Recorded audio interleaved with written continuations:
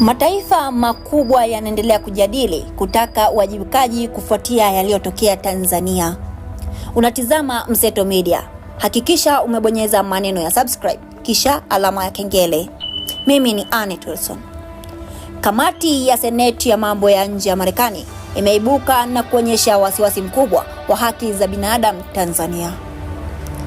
Video ambazo zimekuwa zikipostiwa sana na viongozi mbalimbali wa kisiasa wakiwemo wa Chadema na wanaharakati wa Tanzania. Kamati hiyo kubwa Marekani kupitia kwa seneta shahidi imeiangazia wasiwasi huo, ikiwa ni pamoja na kudai kuripotiwa kwa mauaji ya zaidi ya Watanzania 2000 wasio na silaha wakati wa uchaguzi wa Oktoba 2025. Pia imegusia na kukosoa ripoti ya tume iliyotolewa, ikisema ripoti hiyo iliitwa ripoti ya rais. Wakati huo huo, Senate Ted Cruz amevutia umakini kuongezwa katika mateso chini ya mamlaka, akisema tunathamini juhudi ya pande mbili kushughulikia masuala haya na kuwasaidia watu wa Tanzania.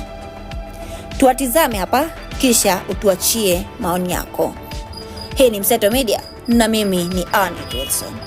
In October of 2025, Tanzania witnessed unprecedented violence which led up to and after their general election, and it's estimated that over 2,000 people were killed in state-sponsored violence against protesters.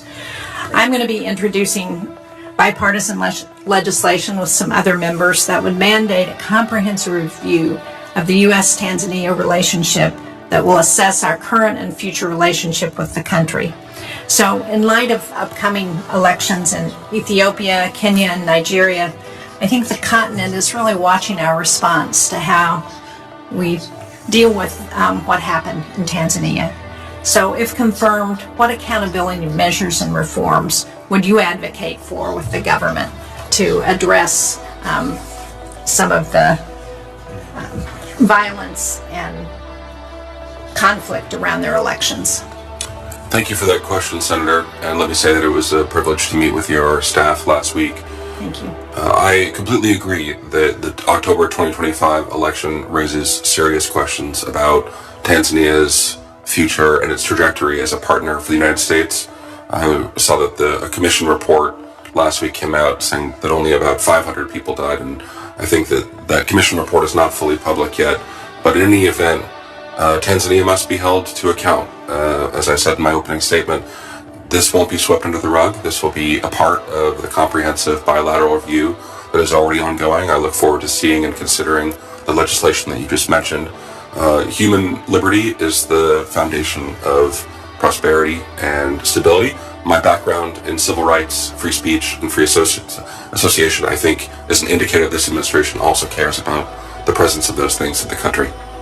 Ms. Trackman, let's start with you. Tanzania is engaged in a sustained and escalating assault on religious freedom. The government is carrying out a deliberate campaign to intimidate Christians and to suppress religious activity.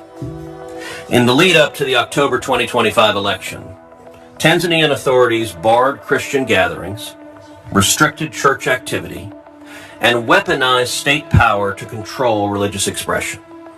Those elections were marked by the dismantling of opposition parties and the arrest and abduction of political leaders. Look at Nigeria. This is how it unfolds. The persecution of Christians is downplayed by senior officials, while violence escalates, especially in Nigeria's middle belt, with zero accountability. We should not repeat that mistake in Tanzania. The Trump administration was right to initiate a review of the U.S.-Tanzania relationship. The ongoing repression of Christians should be met with consequences.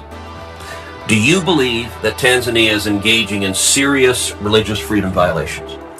Thank you for that question, Senator. I absolutely am aware of and agree with your observations about the banning of opposition parties and targeting of Christians before the October 2025 election, and the bilateral review that is ongoing and that will hold Tanzania to account.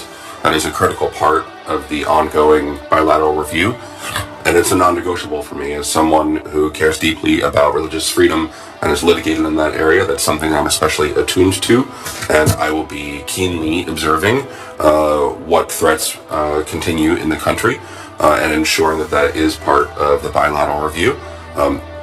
There is a provision in the Tanzanian constitution guaranteeing the freedom of religion. Those are words that have to have meaning. And as Justice Scalia said, it's easy to make those promises on paper. That's not enough. They have to be lived. Well, thank you for being vigilant on that. It is needed. For more content like this, hakikisha umesubscribe, comment, like na kushare. Mseto Media, we connect everywhere.